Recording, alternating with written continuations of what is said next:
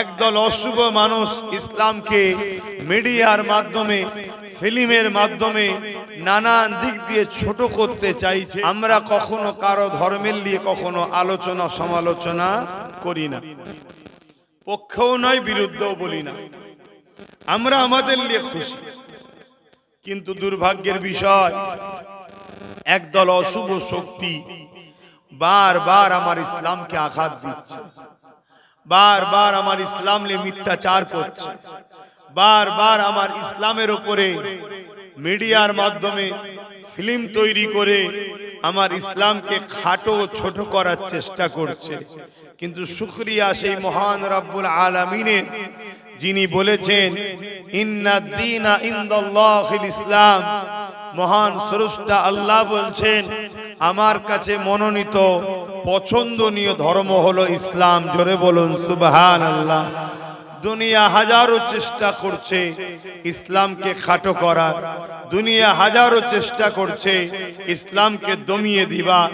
একদল অশুভ মানুষ ইসলামকে মিডিয়ার মাধ্যমে, ফিল্মের মাধ্যমে নানান দিক দিয়ে ছোট করতে চাইছে।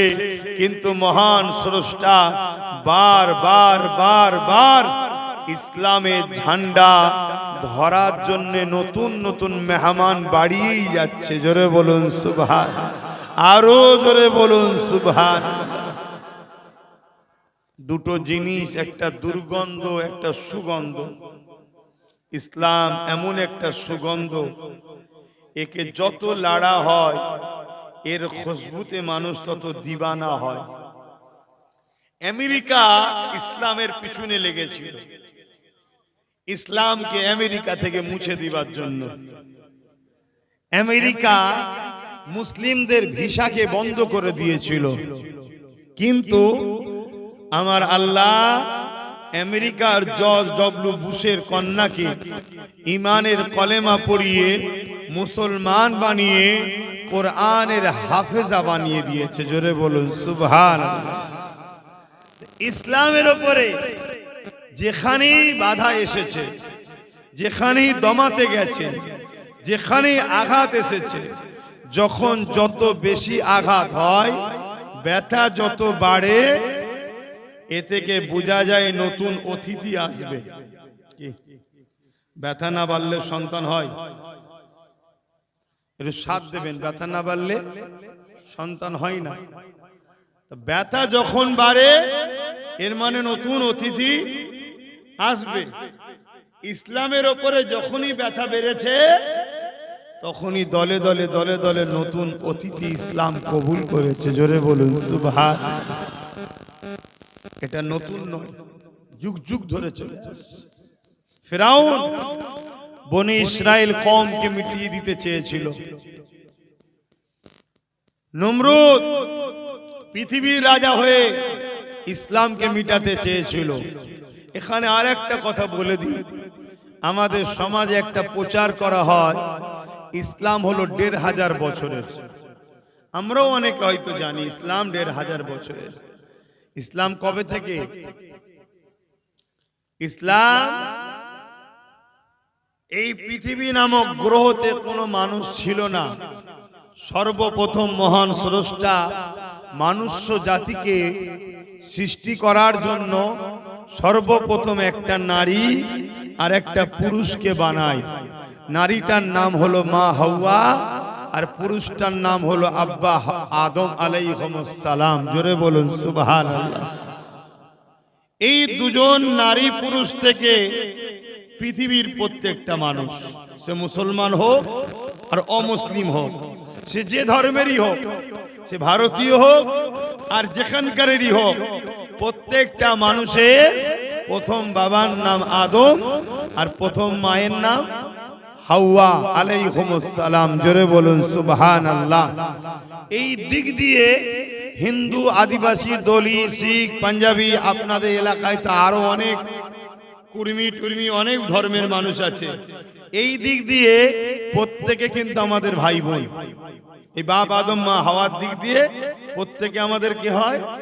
ভাই বোন। আমরা আমাদের ভাইয়েরা কি ধর্ম করছে না করছে জবাব স্রষ্টা নেবে। কিন্তু মানুষ হিসাবে একে অপরে মিলেমিশে আমরা থাকব। আর আমরা মানি আলহামদুলিল্লাহ ওই যে বাপ আদম আর মা হাওয়া এসেছিলেন, তিনাদের ধর্ম ছিল ইসলাম। জোরে বলুন সুবহানাল্লাহ। পৃথিবীতে দুটো মানুষ ছিল, দুজনে ইসলামের মাননেওয়ালা ছিল। তার আগে মানুষ ছিল না, ধর্মও ছিল না। ধর্ম তো মানুষের জন্য লাগে, ধর্ম মানুষের জন্য লাগে। কি করে বললাম? ইসলামের প্রথম কথা হলো লা ইলাহা ইল্লাল্লাহ। ইসলামের প্রথম কথা কি? লা ইলাহা ইল্লাল্লাহ, अल्लाह के सिवा दूसरा कोई माबूद ही नहीं। बाप आदम एक अल्लाह के मानतें, माँ हव्वा एक अल्लाह मानतें। जोरे बोलुन सुबहान अल्लाह। अल्लाह शुक्रिया আমরা সেই বাপ ও মায়ের ধর্মের উপরে আজও আছি। বলুন সুবহান আল্লাহ। এবারে ইসলাম ধর্মকে বারবার মানুষ যখনই ভুলে গেছে, শিখাবার জন্য 1 লক্ষ মতান্তর 2 লক্ষ 24,000 নবী রসুল আল্লাহ পাঠিয়েছে।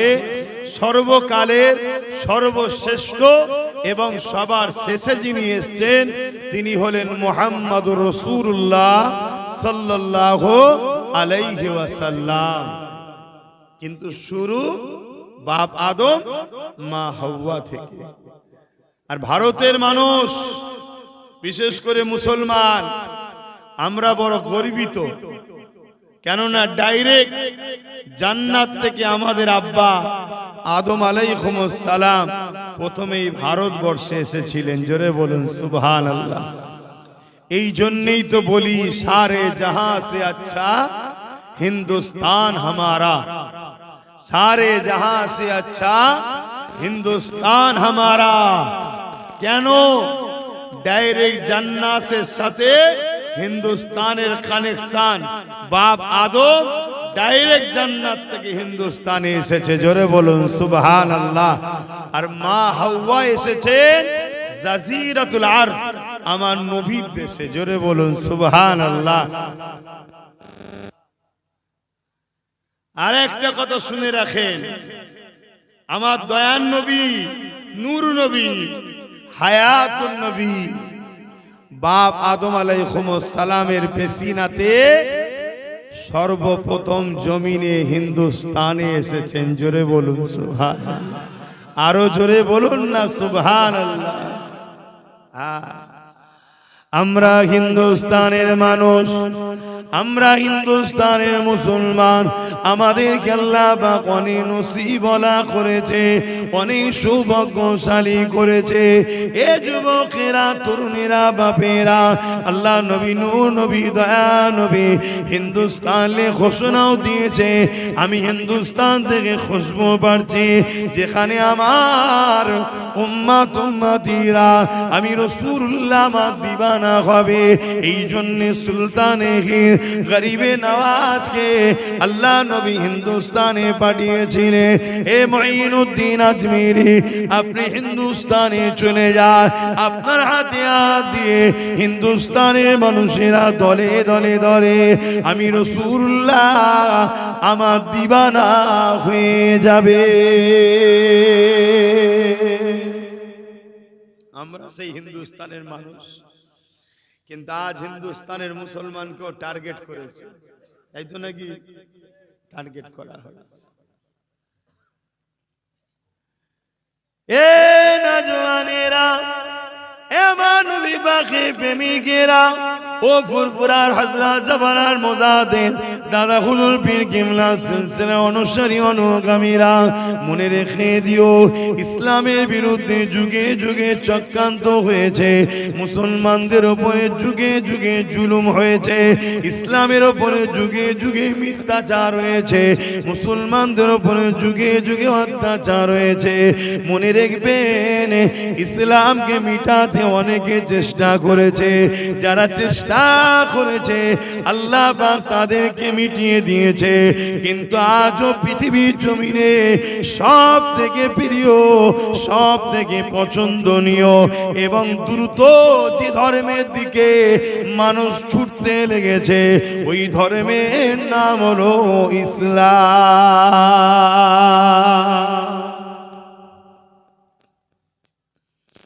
এমন নওজওয়ানেরা, তরুণেরা, এমন নবী পাকে প্রেমিকেরা ইতিহাস গাওয়া দেয়।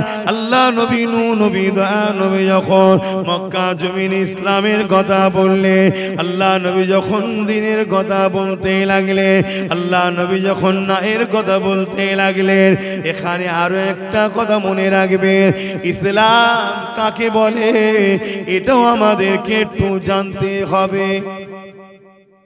আমরা শুধু মনে করি ইসলাম মানে দাড়ি, টুপি, নামাজ, রোজা, হজ, যাকাত। এটা আমাদের মধ্যে একটা কুক্ষিগত প্রচার হচ্ছে। ইসলামে নামাজ আছে, ইসলামে রোজা আছে, ইসলামে হজ আছে, ইসলাম দাড়ি টুপির কথা বলেছে, কিন্তু ইসলাম এগুলো ব্যক্তি জীবনের কথা। আপনি নামাজ পড়বেন আপনার লাভ, সমাজের কোনো লাভ নাই। আপনি রোজা রাখবেন আপনার লাভ, সমাজের লাভ নাই। আপনি হজ করবেন, আপনি হাজী সাহেব, সমাজের কি লাভ?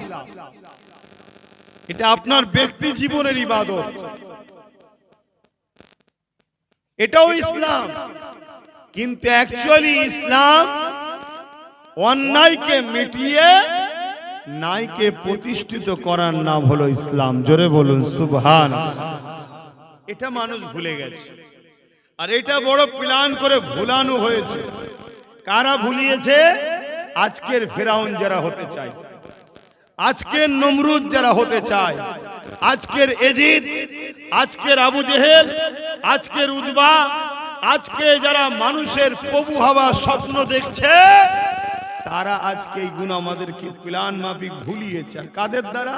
মোল্লা মুলি সাহেবদের দ্বারাই ভুলিয়েছে। শুধু একটাই হজ, নামাজ রোজা, নামাজ রোজা, দাড়ি টুপি, হজ যাকাত, নামাজ রোজা, দাড়ি টুপি, হজ যাকাত। আরে ওটা তো জুম্মার দিনে ইমাম বলছে, বলে না? বলে না? প্রতি জুম্মাই তো বলছে। আর মুসলমানের বাচ্চা 5 ওয়াক্ত না গেলে জুম্মাই তো যায়, প্রতি জুম্মাই তো মুসলমানের ছেলে শুনছে। এই সেমিনার গুলো করা কেন হয়? এই সেমিনার গুলোতে বুঝানো দরকার ইসলাম সন্ত্রাস মুক্ত সমাজ গড়ার নাম। জোরে বলুন সুবহানাল্লাহ। তাহলে সমাজ জানবে যে ইসলামকে যারা আঘাত দেয় সন্ত্রাস বলে, তারাই মূলত সন্ত্রাস। তাই ইসলামকে ভয় খেয়ে ইসলামের নামে মিথ্যাচার করছে। কারণ ইসলাম সন্ত্রাস মুক্ত সমাজ গড়ার নাম হলো ইসলাম। জোরে বলুন সুবহানাল্লাহ।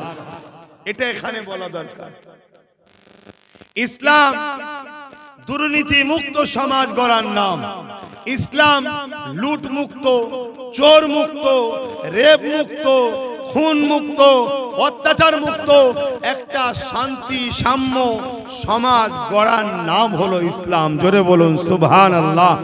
যেখানে এতিমের অধিকার এতিম পাবে, বিধবার অধিকার বিধবা পাবে, গরিবের অধিকার গরিব পাবে, বাপমার অধিকার বাপমা পাবে, অসহায়ের অধিকার অসহায় পাবে। মুসলিম মুসলিমের মতো, অমুসলিম হলো তার উপরে কোনো জুলুম হবে না, অন্যায় হবে না, অত্যাচার হবে না, তার উপরে প্রেসার হবে না। এই একটা সমাজ গড়ার নাম কি? জোরে বলুন ইসলাম। ইসলাম নেশা মুক্ত সমাজ গড়ার নাম ইসলাম। আর আজকে আমাদের যুবকরা নেশায় আসক্ত, সব নেশায় আসক্ত। আল্লাহ নবী, নূহ নবী, দয়া নবী মেরাজ থেকে নামাজ রোজা এনেছে। আল্লাহ নবী মেরাজে কবে গিয়েছিলেন? এই যুবকেরা মন দিয়ে শোনেন, 570 খ্রিস্টাব্দে আল্লাহ নবী দ্বীনের প্রচার শুরু করেছে। তাওহীদের ঘোষণা দিয়েছে, রিসালাতের ঘোষণা দিয়েছে, এলানে নবুয়াতের ঘোষণা দিয়েছে। সর্বপ্রথম নবী আমার বলেছে লা ইলাহা ইল্লাল্লাহ আনা মুহাম্মাদুর রাসূলুল্লাহ। এই ঘোষণাটা দিয়েছে 570 খ্রিস্টাব্দে নবী দুনিয়ায় এসেছে। 40 বছর বয়স হওয়ার পর নবী আমার এই ঘোষণাটা দিয়েছে। 574 সঙ্গে 40কে যোগ করলে 610 হয়। এই 610তে নবী আমার এই ঘোষণাটা দিবার পরে আল্লাহ নবীর প্রথম কাজ কি ছিল? মক্কা থেকে শুরু করে তাম পৃথিবী জমিনে নারীদের ইজ্জত ছিল না। নারীগুলোকে ভোগের পাত্রী বানানো হয়েছিল, নারীগুলোকে জিন্ত পুঁতে দেওয়া হতো, নারীদেরকে হত্যা করা হতো। তাদের ধারণা ছিল নারী হলো অশুভ, নারীদের বাঁচার কোনো অধিকার নাই। এ নওজওয়ানেরা, আল্লাহ নবী মক্কা থেকে আওয়াজ তুললেন, এ দুনিয়ার বাপেরা, তোমরা নারীদেরকে জিন্ত পুঁতে দিও না। নারী অশুভ নয়। মহান স্রষ্টা কন্যা সন্তান মায়ের পেটে দেয়, মহান স্রষ্টা পুত্র সন্তান মায়ের পেটে দেয়। এই কন্যার পুত্র মিলিয়ে দুনিয়া জমিনে মানুষ্য জাতির নারী পুরুষের মাধ্যমে মানুষ্য জাতির বিকাশ ঘটবে। আমি মুহাম্মদ রাসূলুল্লাহ জানিয়ে দিই, নারী অশুভ নয়। কারো ঘরে যদি প্রথম কন্যা সন্তান জন্ম হয়, এর মানে ওই নারীর বাবাকে মহান স্রষ্টা শান্তি জান্নাতের সুসংবাদ দেয়। আরো জোরে বলুন সুবহান। ইসলাম একমাত্র ধর্ম যে ধর্ম কন্যা সন্তান হলে জান্নাতের সুসংবাদ পায়। এই খবরটা দিচ্ছে। এই আওয়াজটা দরকার আছে না? এই আওয়াজটা এটা মসজিদে হয় না, কিন্তু মসজিদে নামাজের আলোচনা হচ্ছে হোক, রোজার আলোচনা হচ্ছে হোক, দাড়ি টুপির আলোচনা হচ্ছে হোক, কিন্তু আজ নতুন করে পৃথিবীতে আবার নারীদের উপরে জুলুম অত্যাচার শুরু হয়েছে। কন্টিনিউ মিডিয়া খুলুন, রেপ যেন আম হয়ে গেছে, নারীদের উপরে অত্যাচার আম হয়ে গেছে। এই কিছুদিন আগে আপনাদের এলাকার পুরুলিয়াতে সম্ভবত এক আদিবাসী ছোট্ট একটা বোনকে, স্কুলে পড়া বোন, তার শারীরিক নির্যাতন করে তাকে টুকরো টুকরো করা হয়েছিল। এই অন্যায় অত্যাচারকে মিটিয়ে নারীদের বাঁচার অধিকার দিবার নাম হলো ইসলাম। জোরে বলুন সুবহানাল্লাহ। এটাকে কেউ রাজনীতি ভাবে নিতে পারে, আলাদা বিষয়। এটা আমরা করব, আমার ধর্মের কাজ। নারীকে বাঁচানো হলো আমার ধর্মের কাজ। জোরে বলুন সুবহানাল্লাহ। কথা মাথায় ঢুকছে? কিন্তু আজ সমাজে দেখা যাচ্ছে যারাই রক্ষক তারাই ভক্ষক। যারা ক্ষমতায় বসে আছে তারাই নারীদেরকে বেশি অপমান অপদস্থ করছে, আবার তারাই ঘুরিয়ে ফিরিয়ে ইসলামকে আঘাত দিবার চেষ্টাও করছে। কেন?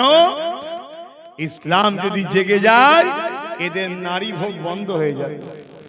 এই ছেলেগুলো যে ঘুমোচ্ছে, এই যে মুসলমানের বেটা ঘুমোচ্ছে, এদেরকে মদ দিয়ে, মেলা দিয়ে, যাত্রা দিয়ে, টিভি দিয়ে, সিনেমা দিয়ে, খেলা দিয়ে এদেরকে সব ঘুমিয়ে রাখা হয়েছে। কেন?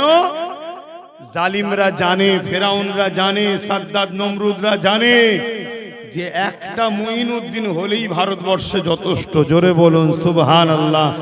অতএব এদেরকে ঘুম পড়াও, এরা জেগে না যায়।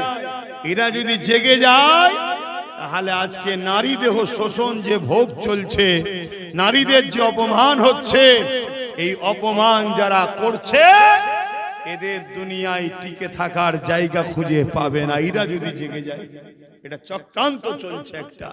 কিন্তু আমার কম, আপনারা তো আপনার ধর্মকেই বুঝতে পারলেন না। আপনাকে আল্লাহ পাঠালো কেন?